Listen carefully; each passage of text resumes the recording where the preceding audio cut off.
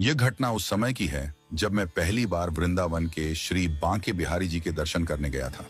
दर्शन के बाद मैं मथुरा से ट्रेन से लौट रहा था।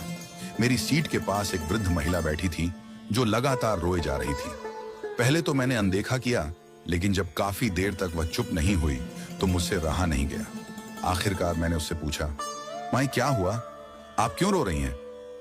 महिला ने पहले कोई जवाब नहीं दिया। मैंने दोबारा पूछा, माई क्या हुआ, किसी से झगड़ा हुआ है क्या, घर का कोई दुख है? लेकिन वह चुपचाप रोती रही। जब मैंने बार बार उससे पूछना जारी रखा तो आखिरकार उसने मेरी ओर देखा और कांपते हुए अपने थैले से एक लिफाफा निकाला। उसने वह लिफाफा मेरे हाथ में रख दिया।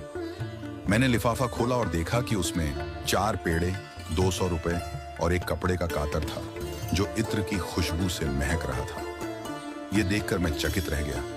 मैंने महिला से पूछा, माई ये सब क्या है, इसमें ऐसा क्या खास है कि आप रो रही हैं? महिला ने अपने आंसू पोंछते हुए कहा, बेटा मैं आज वृंदावन के बांके बिहारी मंदिर गई थी। वहां मैं ठाकुर जी के दर्शन करने के लिए बहुत खुश थी। मैंने सोचा कि इस बार मैं अपनी गुल्लक के 200 रुपये ठाकुर जी को चढ़ा दूंगी। मैंने पूरे 200 रुपये गुल्लक में डाल दिए और फिर दर्शन के लिए आगे बढ़ गई। जब मैं ठाकुर जी के पास पहुंची तो वहां के गोस्वामी जी ने प्रसाद के रूप में मुझे एक पेड़ा दिया। मैंने गोस्वामी से कहा, मुझे 2 पेड़े दे दो, मैंने तो 200 रुपये चढ़ाए हैं। पर गोस्वामी ने मना कर दिया और कहा, यहाँ प्रसाद भक्तों को उनके भाव के अनुसार मिलता है, पैसों के हिसाब से नहीं। मुझे ये बात बहुत बुरी लगी। मैंने गुस्से में वह पेड़ा भी गोस्वामी जी को लौटा दिया और मंदिर से बाहर निकल आई। बाहर आकर मैं बहुत निराश हो गई।